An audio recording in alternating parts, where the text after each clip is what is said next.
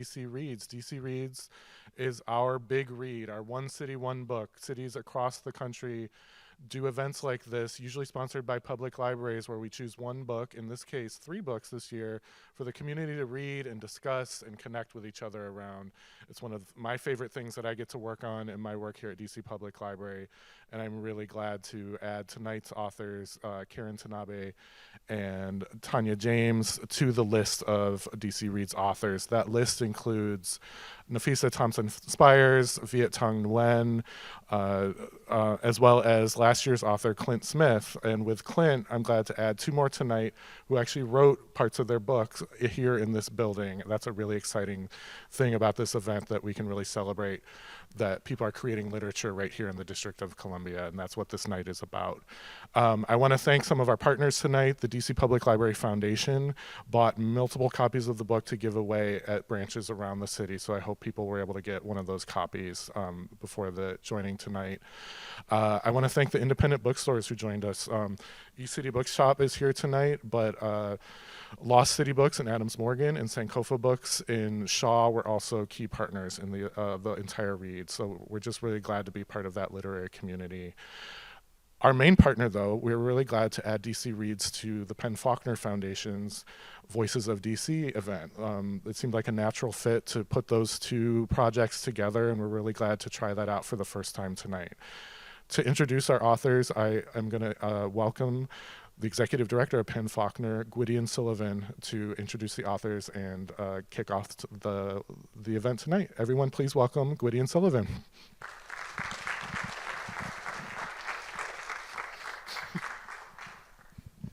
Good evening, everyone. I am Gwydion Sullivan. I'm the executive director of Penn Faulkner, and we are so excited to be partnering with the DC Public Library for not only for tonight's event, but also for DC Reads leading up to tonight's event. Can everybody hear me just fine? The voice is a little weak.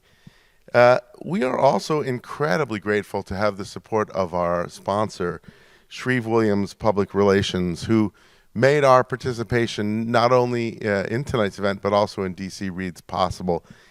Our thanks to them for being friends and for being stalwart members of the literary community. Thank you, Shreve Williams. Our mission at Penn Faulkner is to champion the breadth and power of fiction in America. And I really can't think of a better way to start that off than right here at home in our own neighborhood, which is incredibly rich with visionary artists like the folks that we're going to hear from tonight. Starting with Tania James, the author of the novels Loot, The Tusk That Did the Damage, and Atlas of Unknowns, as well as the short story collection Aerograms. And her fiction you can read everywhere. It's appeared in Boston Review and Granta, Our Story of Public Space, the Kenyon Review. We also have Karin Tanabe, the author of more than 6 novels. I think this is her 7th, including The Sunset Crowd, which we're going to hear about, A Woman of Intelligence and The Gilded Years, among others. She is actually a former Politico reporter, and her writing has appeared in the Post, in the Miami Herald, the Chicago Tribune, and Newsday. And we also have tonight's amazing moderator, Lauren Francis-Sharma, who is not only a Penn Faulkner board member, a McDowell Fellow, and the assistant director of Breadloaf Writers Conference, but an impressive novelist herself, the author of the Book of the Little Axe and Till the Well Runs Dry. So please join me in welcoming Tania, Karin, and Lauren.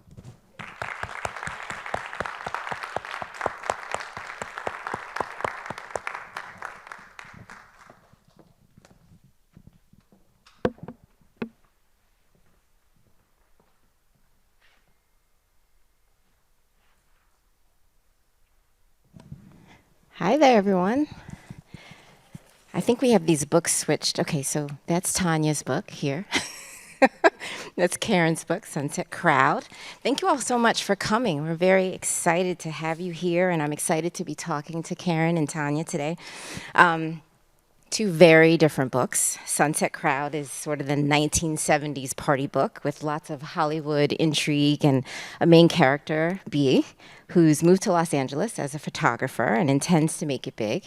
And Tania's Loot is set in 18th century India with a young boy named Abbas who's moved into the Sultan's palace to do woodworking at the Sultan's behest. Surprisingly, there are a lot of similarities with these books. Both of these main characters are artists. Both have a new experience and are transformed by that experience at the end. And both books have main characters who would be viewed as insiders, but feel very much like outsiders in their world.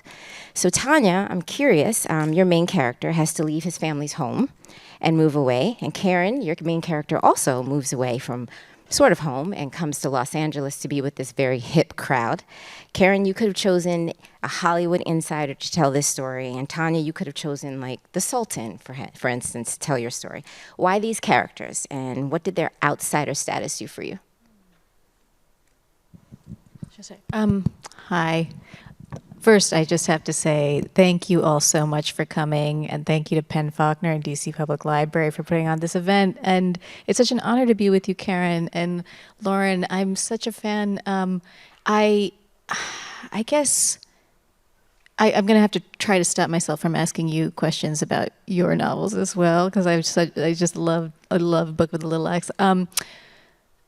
So in terms of starting with someone, I think of Abbas as a sort of small character in the midst of great sweeping changes happening in India at this time. This is in the 1790s, and it's sort of this hinge moment in the history of British Empire, where until this moment, the British East India Company was basically just a trading company, and at this point they're becoming an aggressive global superpower. And I initially, I was telling you back in the green room, I had thought, I was really attracted to this object that I found in a book. It was an automaton. It's this 6-foot-long wooden tiger that's mauling the throat of an English soldier. And back in the day, when it worked, you could turn a hand crank, and the tiger would grunt, and the soldier would sort of groan and sort of flap his hand pathetically while it's being eaten. And I just loved it. And I just thought, this is so weird and so sinister and kind of funny to me and grotesque, and I just had to know more about it. And as I was thinking about it, I kept thinking less about the object itself and more about the person who might have made it. And so, that is really what became the engine of the novel, like who this person could have been.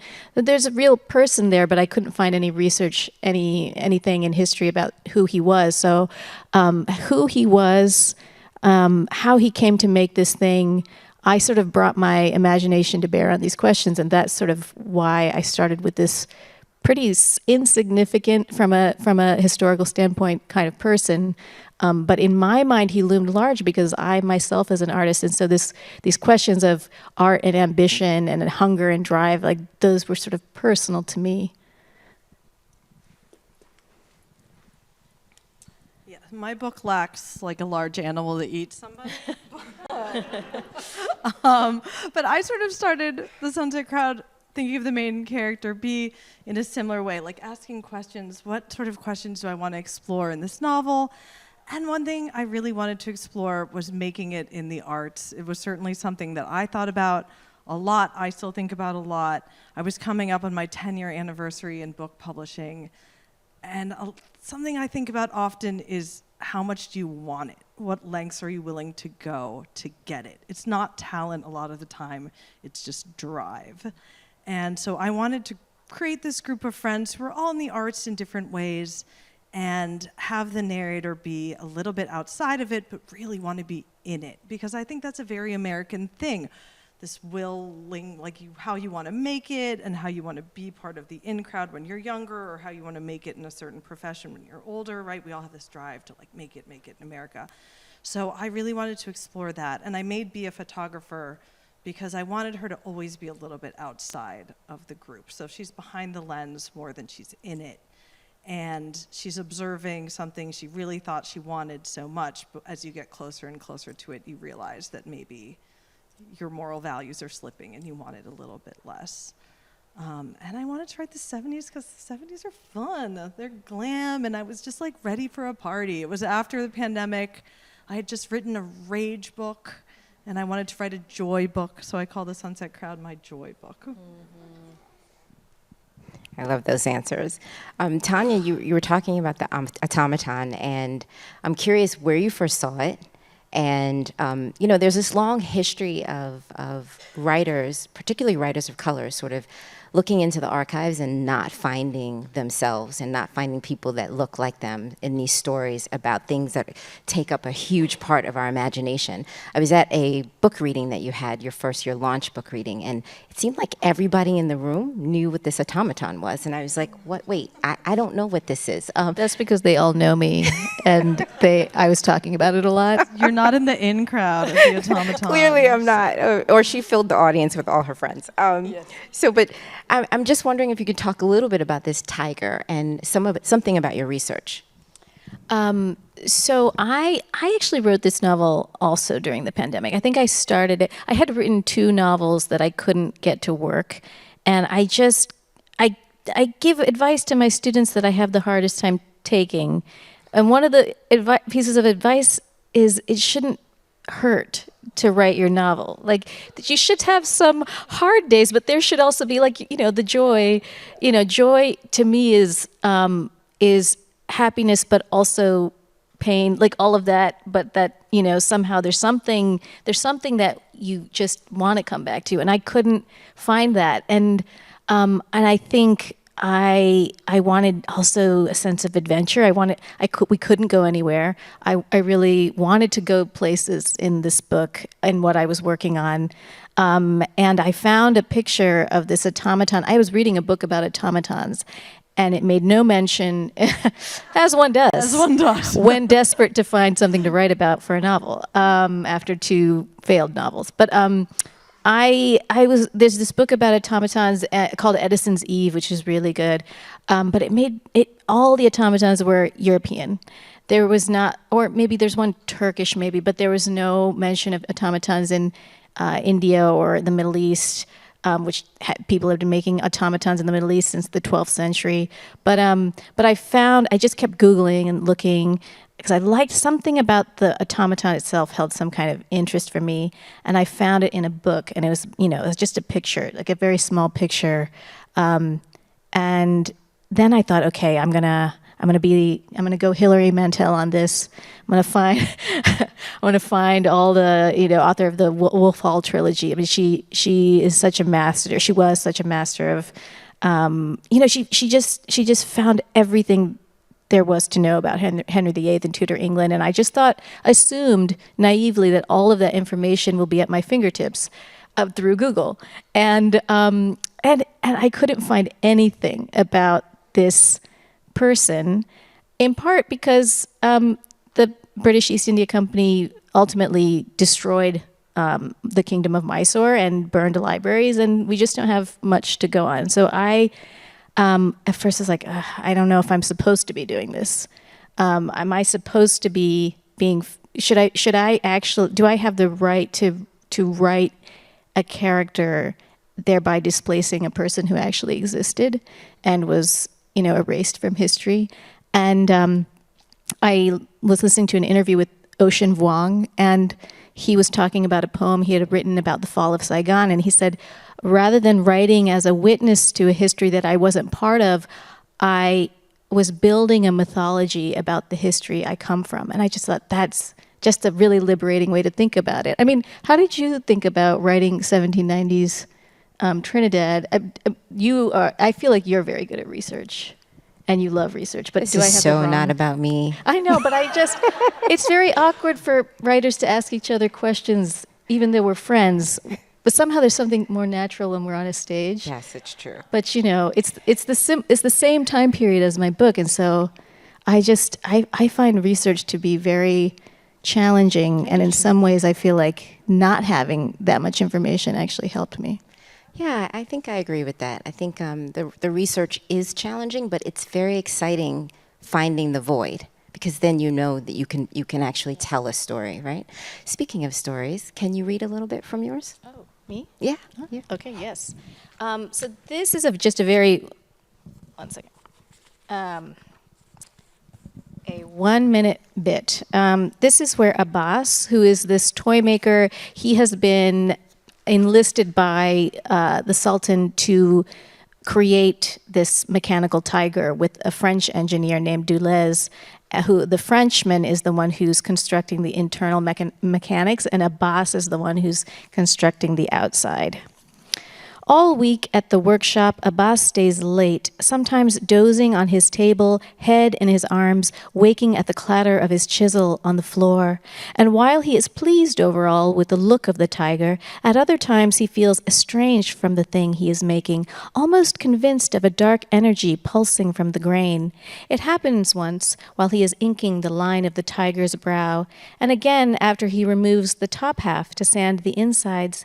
He finds he can see out of the tiger's mouth as if he is no more than a live meal in its belly. Mostly, though, he is proud of the tiger taking shape between his hands. Tigers he can do. They live in folk tales and forests, in statues and paintings, everywhere and nowhere at once. Of English soldiers he knows little and feels less. The prospect of carving one worries him. In any case, there's always more to do for the tiger, claws to be sharpened, limbs to be laminated, a tongue to shape and tuck into the mouth. And so he keeps perfecting the enemy he knows and putting off the one he doesn't. I love this book. So love this book. Thank you. Thank you. You do have a photo. That photo is in your book. Is that the one that you saw of the automaton? Oh, there's a sketch. Yes, I found so eventually the real life automaton goes to England. That happens in the book as well. And people were writing about it, and I found this engraving of it. There's like a newspaper article like, "Can you believe these Indian people made this thing about us? How savage and brutal they are." And that was the gist. And so I just kind of put tracing paper over it and drew it to sort of, I just love when novels have some, again, like this idea of joy and playfulness. Like there's a couple illustrations in the book, and I just like the way they kind of invite the reader to engage in a different way, and maybe even in the way that children engage with illustrations. It's just, I feel like we're not used to seeing those sort of disruptions. Yeah, I love that.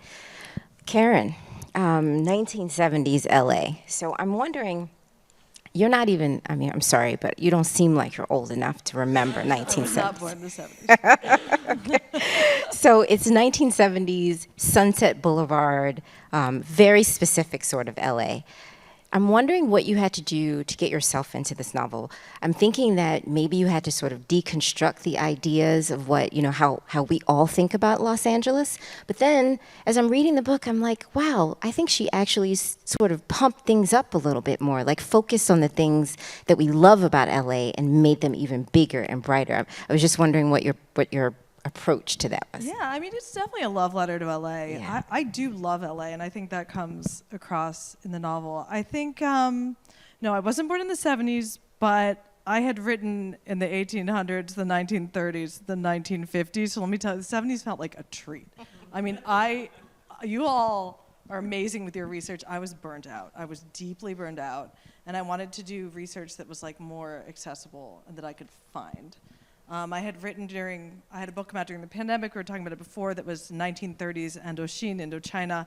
I did all my research in French. It was like heavy oil, like research, like the oil industry and the rubber industry, and I was so done, honestly. And I was like, I think I'm gonna research like nightclubs in LA. And you know what? It was really fun.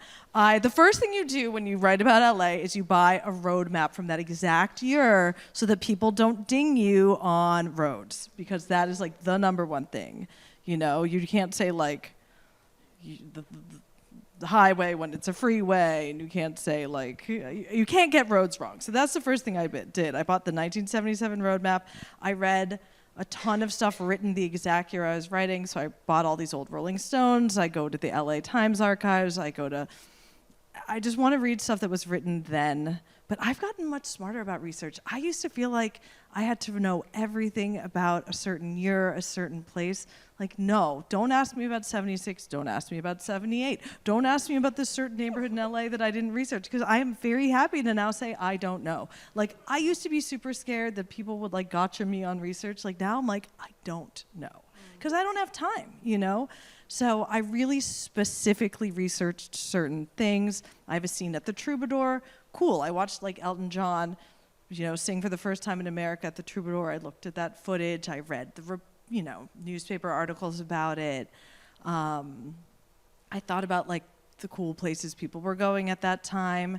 And then I just created stuff that I want. I created my dream store, which is Sunset on Sunset, which is in this book. I created like my dream man who drives my dream car. And it was a blast. But yeah, I research in a very targeted way now. And that's changed from 10 years ago. Your dream man is very cute. He's I have cute, to right? say. I Very can direct cute. you to some YouTube hula videos. Deeply inspired my work. Yeah, Can you read a little bit for us? I can. I'm going to read from page 1 because I have a little story behind this, and it kind of talks about the way I write. So I'm going to just read from the first page. February 1979. It was the winter of the dead bees. There was only one at first. Golden yellow, he danced with the ceiling fan for a few hours until he took to walking slowly across the oak floor. I rolled up an old issue of Rolling Stone and made sure he breathed his last on the glossy pages. That night, they began entering in pairs. Soon, a half dozen had made themselves comfortable. A week later, I asked the white-haired woman who read tarot cards on Sunset what it meant when bees moved in uninvited. She took off her stained pink satin gloves, rubbed 3 fingers together, and said they were a sign that great wealth was coming my way. I stopped killing the bees. By mid-month, they disappeared altogether, having succumbed to a particularly cold night or a desire for even more expensive real estate. During the first week of February, I'd picked up exactly 21 dead bees, their dry wings cracking in my hands. By the time I returned from a late winter trip to Paris, they were gone. So my first sentence in my first draft was, it was the winter of the dead bees. I don't know if you all do this. I'm always super interested to see if that sticks. I always want it to stick, my first sentence, and I don't want it to change in edits, and it didn't.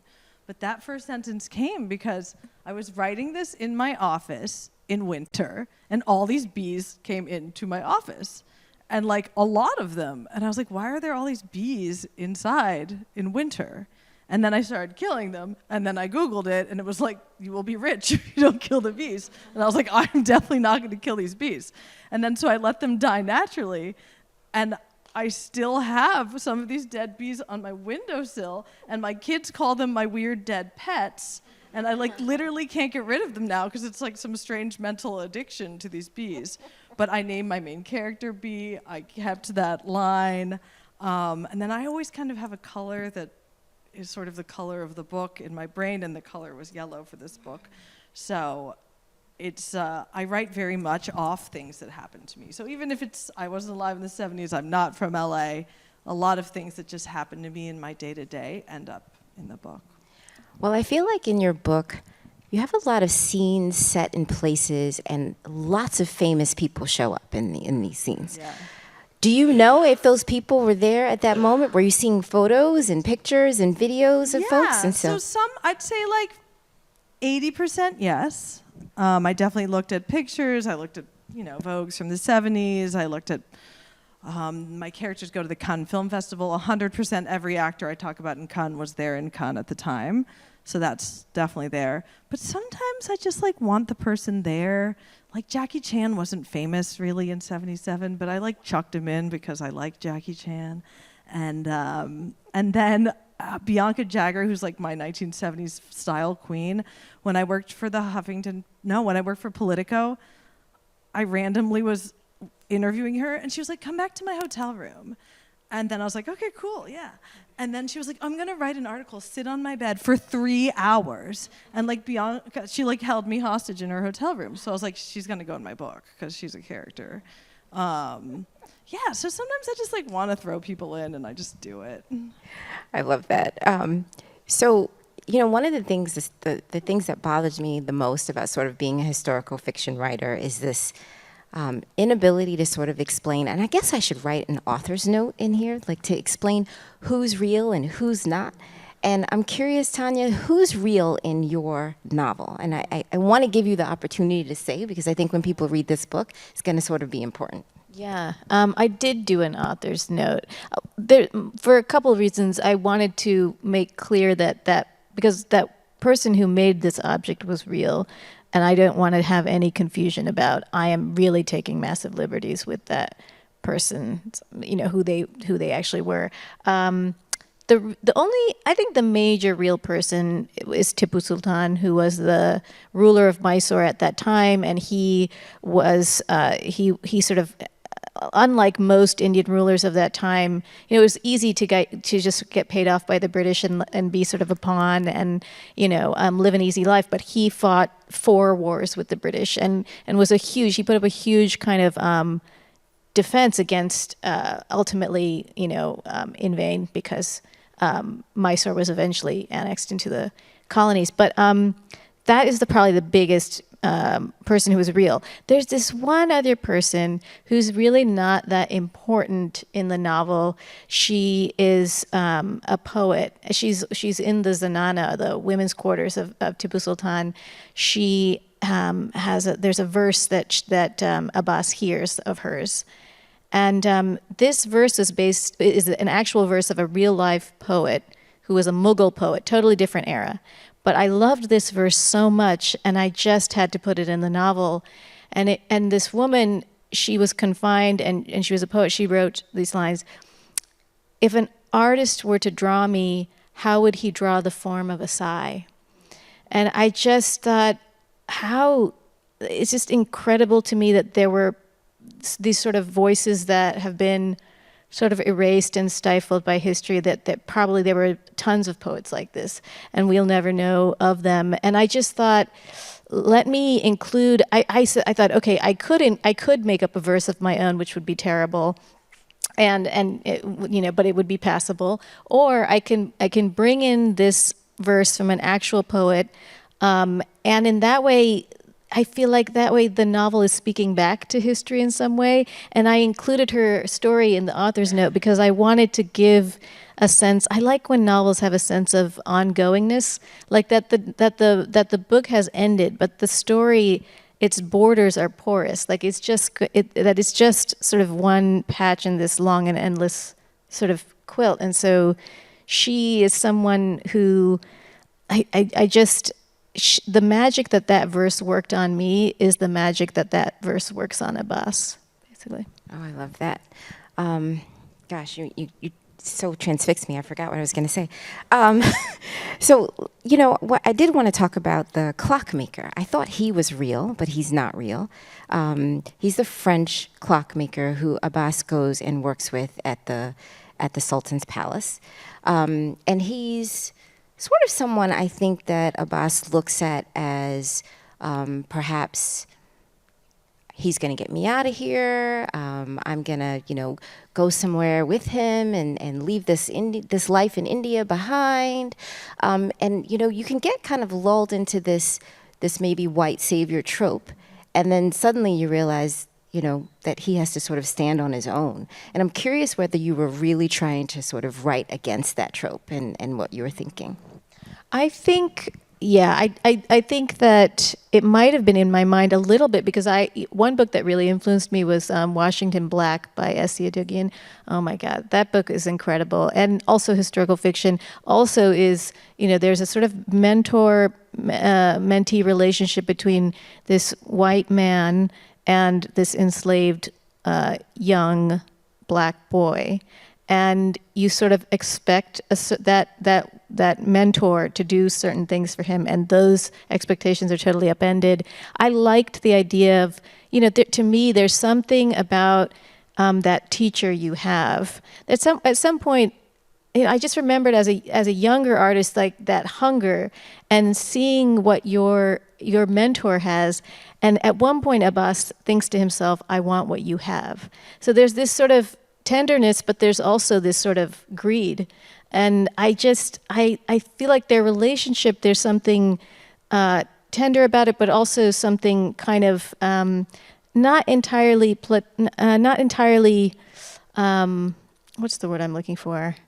That there's some darker undercurrents there. So I didn't want it to be just a sweet relationship between older man who pulls this other one up. I wanted it to be a bit more kind of fraught. Well, it's definitely that. It's a very complex relationship they have. Karin, you have seen a couple of scenes in your book. Let me just say that there are a number of Asian and sort of mixed race Asian, half Asian characters in 1970s Sunset Boulevard, or the Sunset Crowd, and there are a lot of sort of microaggressions that are sort of happening along the way, and I think you handle it really well. You handle it sort of like they would have in the 1970s, which is sort of I'm gonna ignore this for the most part, but then there's a moment. There's a big moment, and it's with your very hot, guy.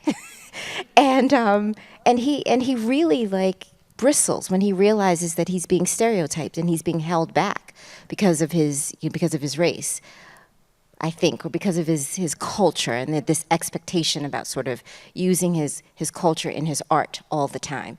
And I'm just curious, sort of, your decision to include this part of a very funny book. You have that moment where he gets very upset. I think it's a fun and funny book, but a big question in this book is who gets to succeed in America? And I think it's something we ask all the time. I mean, now all the time. Back then, even more. It was so hard to make it in Hollywood if you were anything but just like a white, straight man, So yeah, my main heartthrob character is named Kai de la Fere. He's half Hawaiian, mostly Hawaiian, a little bit French, and he wrote a movie about Hawaii that does really well. So it's sort of this thing that defines him. And then when people meet him, they're like, oh, like be like Hawaiian, like hula, and do the like a hot Hawaiian guy thing. And then he wants to write a movie on France, and they're like, no, like we don't want that from you. Like we want more of that Hawaiian stuff because we see you as Hawaiian. He's like, but I'm also like sort of French and I speak French, and they're like, no, but like you made it with the Hawaiian thing and stay with the Hawaiian thing. And like, I think my background is my dad is from Japan. I think a lot about men of color as heartthrobs in my books because it's definitely something, is a big deal in my life. So yeah, I wanted to write him as someone I don't see in literature. I mean, name a Polynesian male heartthrob in literature, it's hard. So I really wanted to do that. And then I wanted people to pigeonhole him and be like, keep doing this same thing, because I think that probably happens to like all of us and to anyone who's not given more freedom to write outside of things. I mean, when people are like, oh, you're Japanese, like, do you write about Japan? I'm like, I did once. They're like, are you going to again? I'm like, I don't know. Like, I grew up here, it's not something that I'm drawn to do again and again and again. And I think if you are in this, like, certain box and you hit it with something that's, like, from that box, there is this pressure to keep doing it. And I wanted to address that, sort of from a personal level, but also because you see that in Hollywood all the time. You see people of color being pigeonholed, that people want them to keep making things that are just like the same thing over and over again. Yeah, I love that moment. So both of you all have young characters as sort of your main character is pretty young. I mean, I think B is probably in her 27, late 20s, yeah. 26, 27, and Abbas is a teenager, right? And B is sort of hyper connected, I think. I think about her as someone who's flitting around, she's hanging out with her friends all the time, not really taking a lot of time to sort of slow down and think about the things that she wants. And I think about Abbas as almost hyper isolated, this sense of not being very connected. He's taken out of his village. He's living with this man pretty much alone. They're working all the time.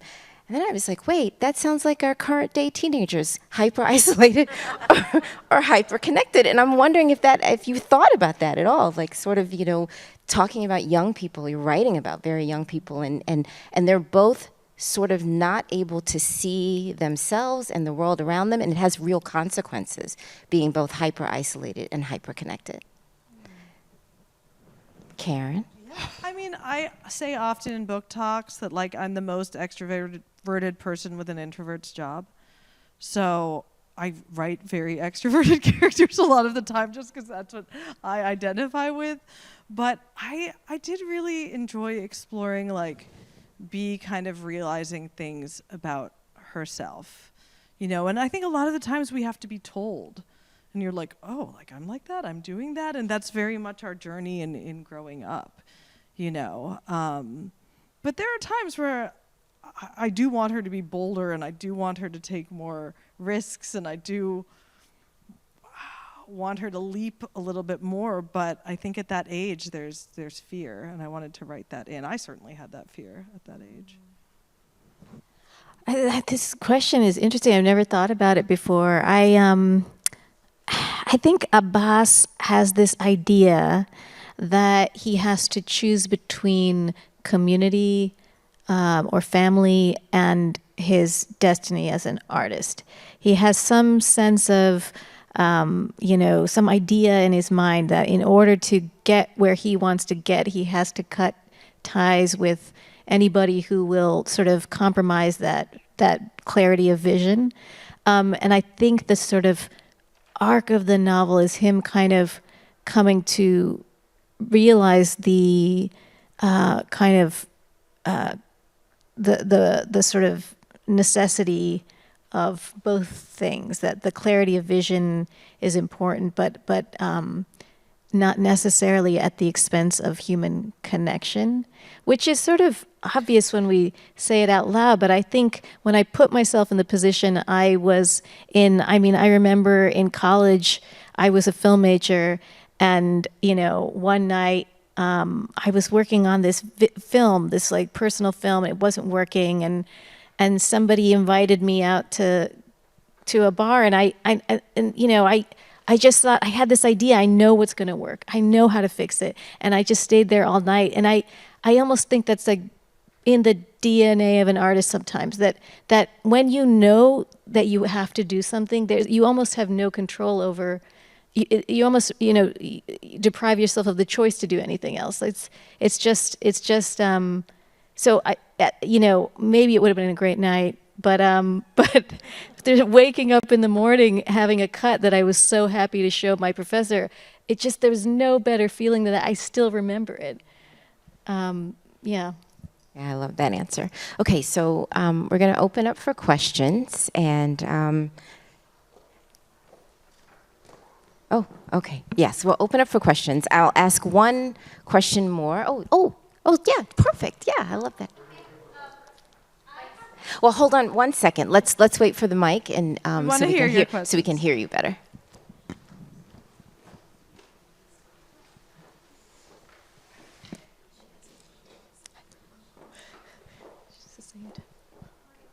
Thank you. Thank you. Appreciate that.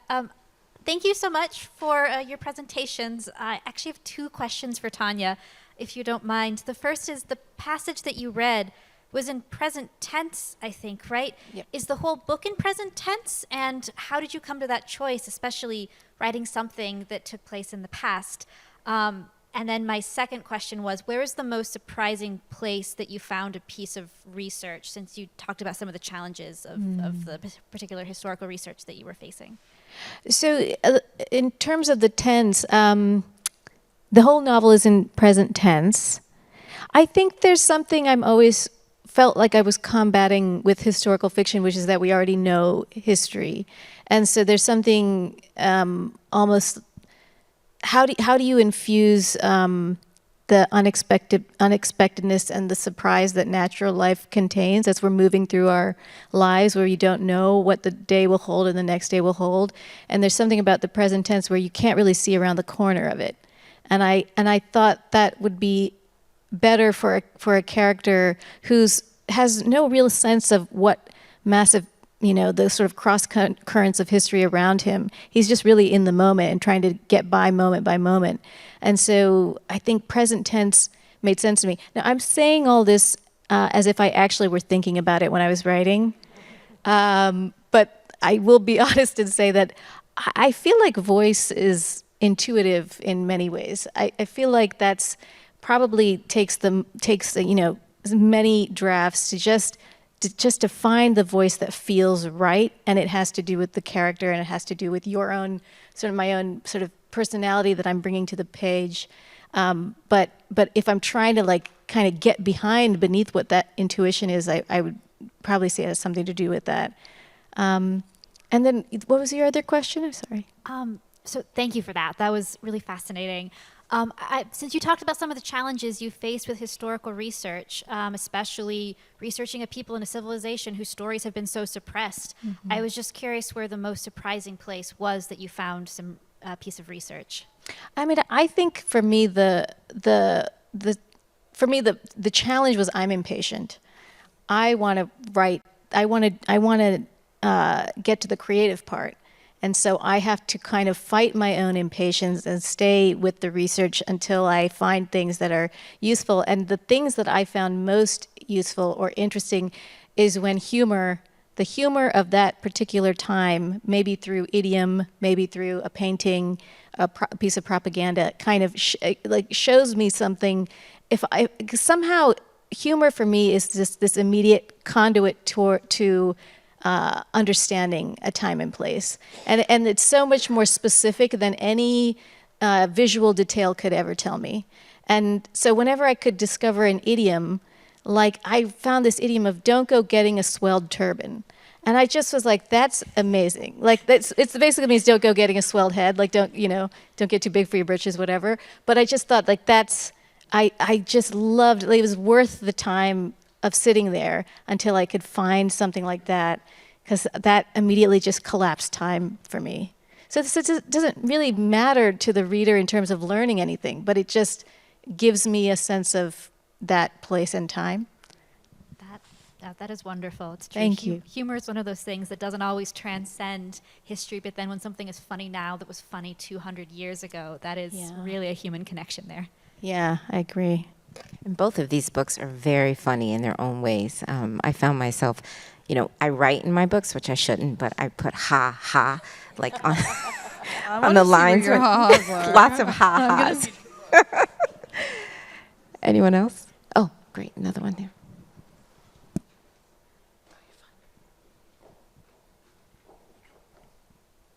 Hi, I have a question for Karin. I was just wondering, as you write your books, do you see the movie version of them as you're doing it? And then if so, for this book, who would your main character, what actors would be playing your main characters?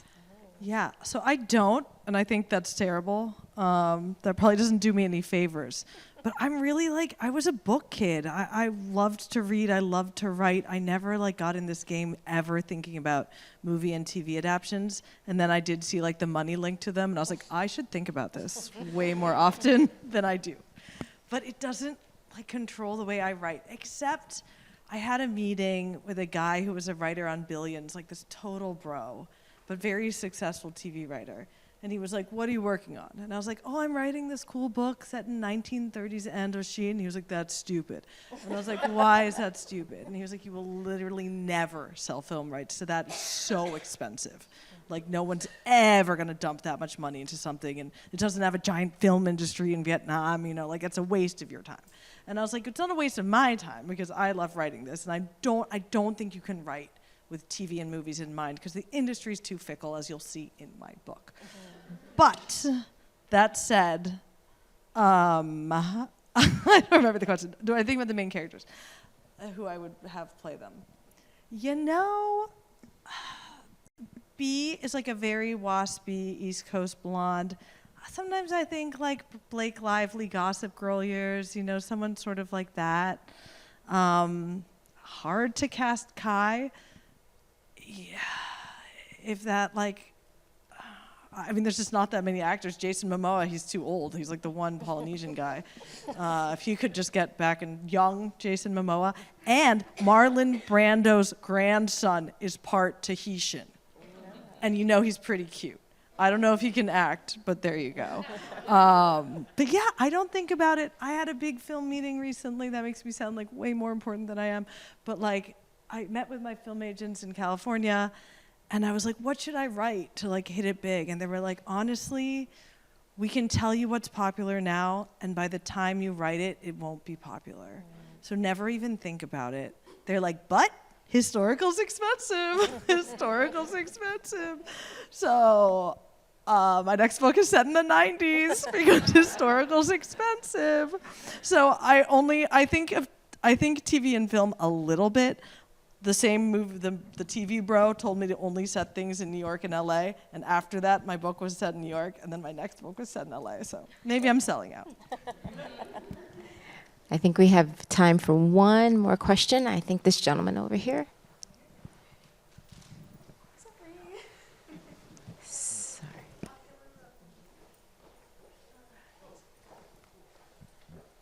Hi, thanks so much. My name's Eric. I'm a former DC high school teacher, taught writing for years, and I work with One World Education. We lead the largest writing program in DC schools. And I'd love if you could talk about the fiction writing community in this city.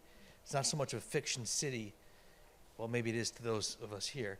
Could you talk about maybe some of your favorite writing communities in the city, some of your favorite local publishing companies, yeah, thanks. Well, I was going to ask you. Anyway, we can. What fiction community? Yeah. It's small but mighty, I think, right? Don't you think? I mean, I met people from starting to teach at George Mason University, and that's how I heard about Barrel House Magazine. That's how I feel like there are just sort of smaller kind of communities. There's a wonderful reading series in DC called The Inner Loop. And that's created kind of community around itself. They do a podcast.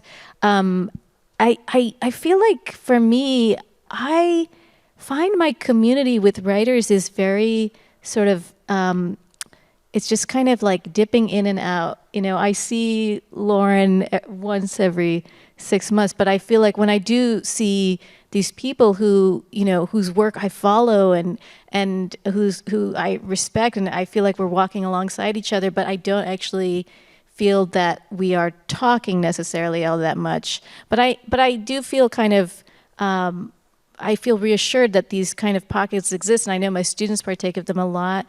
The other thing, this is not quite related, but I wanted to say, in terms of writing in DC, my writing life in DC, I think this is true for you too, Karin, that both of us, I think, wrote a lot of our novels at this library. Oh, yeah. I think this particular branch.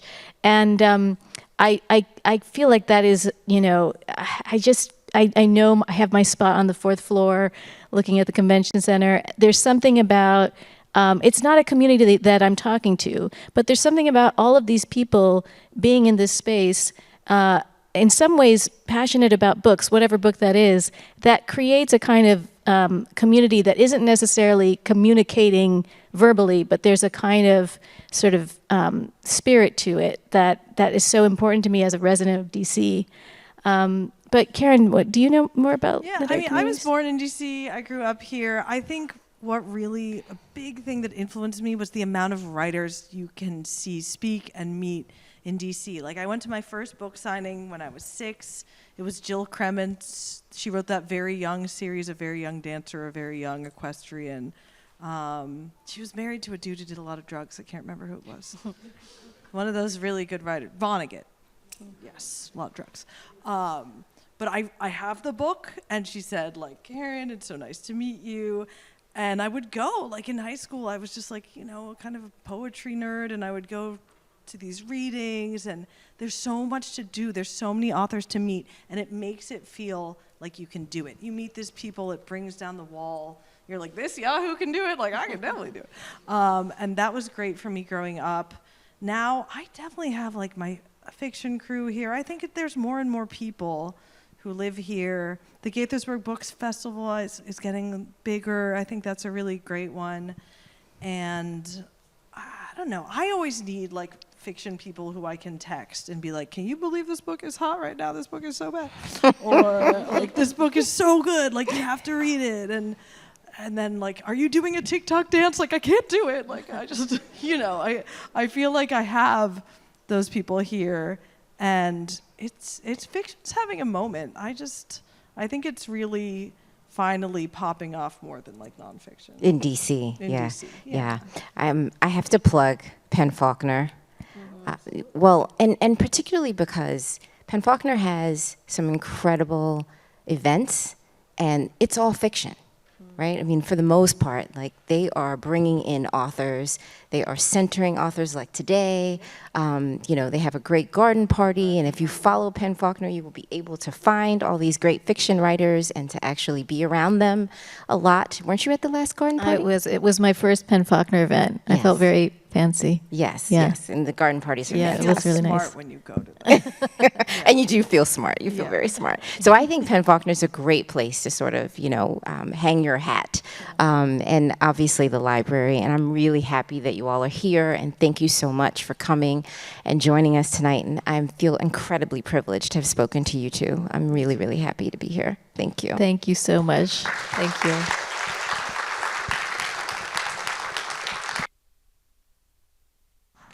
Thank you, all three of you, Lauren and Tania and Karin, for that incredibly thoughtful conversation. You three are some of the most impressive voices of DC, so it's been great to have you here. Quick thank you again to Shreve Williams for making it possible for Penn Faulkner to be here tonight.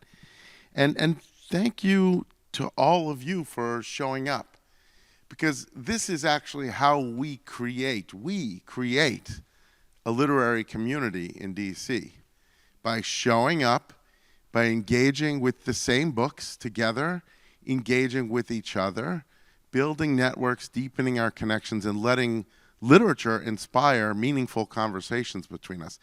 This is where it happens. If you're looking for a literary community, it's right here in this room. And we all did it.